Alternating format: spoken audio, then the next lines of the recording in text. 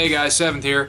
Last week I did a video about where the channel was going, and one person made a suggestion which I'm not really going to follow because I don't really want to go in that direction, but one of the things he said he'd like to see was me to do movie reviews because he really liked the review I did of Prometheus back in the day. I did one movie review video back in the day I did of Prometheus, and he apparently really liked that video and wanted to see me do more of those.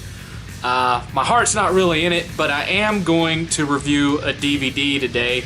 Now, this is the first time I've ever done anything like this, simply because of the fact that I never have really been that guy that liked a YouTube channel so much that I would be willing to buy their videos on a DVD set. I've never done that before, and there's a lot of guys that I watch that have their stuff available on DVD, like Nostalgia Critic, Angry Video Game Nerd, etc., etc., etc., but I've never bought their stuff. And really it's because I'm a cheap fucker, and I know that I can watch that stuff on a playlist anytime I want on YouTube, so why in the fuck would I pay money for it? But I made an exception this time around because this is a channel that my whole family has just kind of fallen in love with, and so I felt that I just had to buy it. It was one of those I knew I had to have it moments, and of course that's a hint of what it is, and we're talking about Season 1 of The Game Chasers.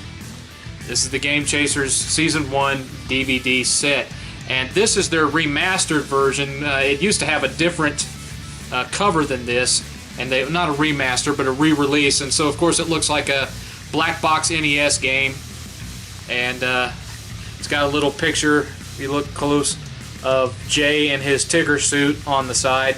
Anyone that's watched the show knows what that's a reference to. Then you look on the back, and you've got Dodongo here, and then on the front you've got Jay, Billy, Dodongo, and Melvor. You look on the back, and it's got some Zelda-inspired graphics here, and some shots of the show. You open it up, and here's the discs, and they are dressed up as tools, or as chodes, as they would say. And what I'm impressed with the most is just the production quality of this. I mean, I love the show, but I mean, look how nice this looks.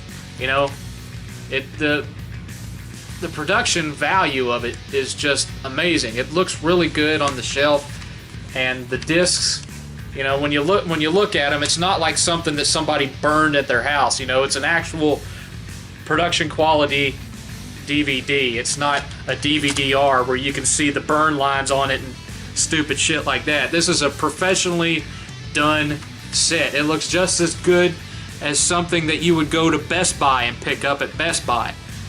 Like I say, the production quality is just amazing. Now, it's not Blu-ray, it's DVD, but the video quality on it's quite good. Even the menu system kicks ass. All the menus are inspired by Nintendo games, old 8-bit Nintendo games, one of them being River City Ransom. And just watching them as River City Ransom characters kicking the shit out of each other on the screen, it's hilarious to just sit back and watch it. So even when it comes to the menus, the menu systems are just really, really well done. And the amount of time that it must have taken Billy to sit and build all this himself, and continues to do it with each season, it's nothing short of mind-boggling, the amount of time that man sits at his desk devoting his time to this show. And it shows. It shows. Now, I'm a real strong hater of reality TV. I can't stand reality shows. You know, Pawn Stars and all that shit, all the way back to the real world. You know, I've always hated reality TV. Because most of it, you watch it and you just know that it's contrived. You just know that it's fucking set up, that it's fake. But I don't get that impression when I watch this.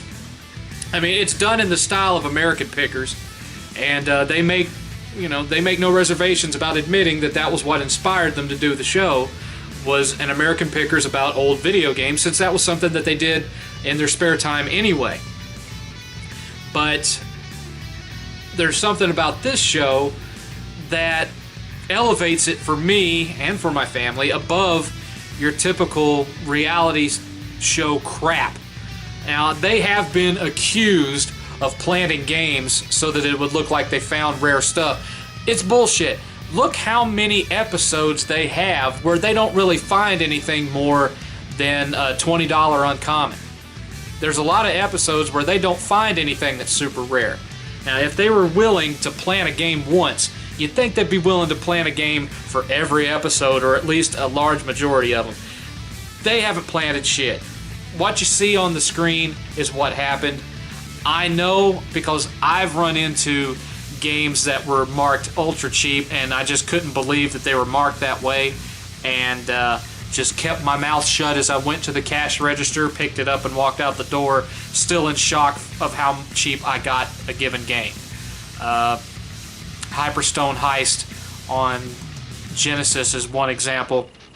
I think I got it complete in box for $10. You know, just it's not a little Samson, of course, but it gives you an idea that yes, sometimes games do get mispriced, and or people get a hold of it and just don't know what they've got, and you take advantage of it. There's nothing fake about this show. Now, this is only season 1. I haven't had a chance to pick up season 2 yet, and season 3 they're still shipping those out to the people that pre-ordered. Yeah, I didn't pre-order, so I don't get an autographed copy. No.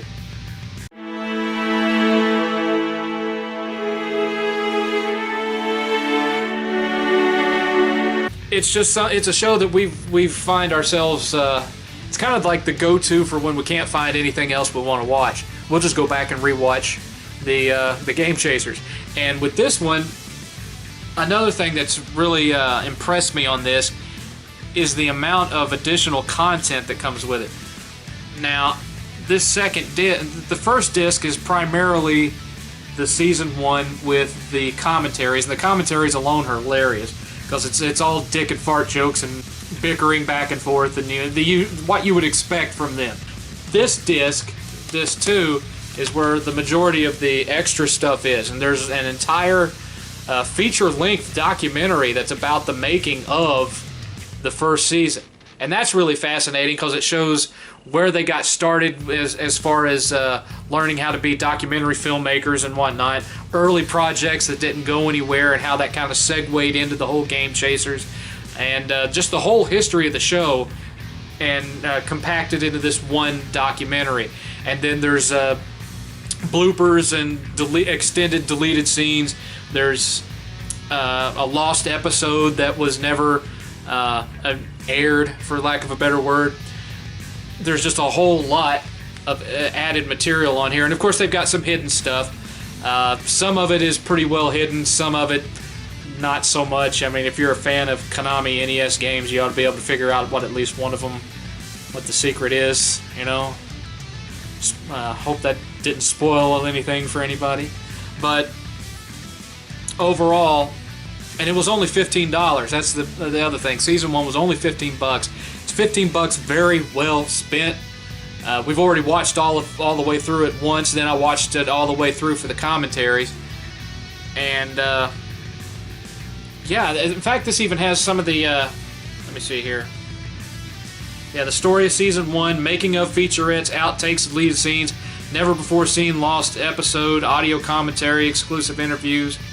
And it also has their Halloween and Christmas specials. So if you liked the cartoons that they did, it's on here.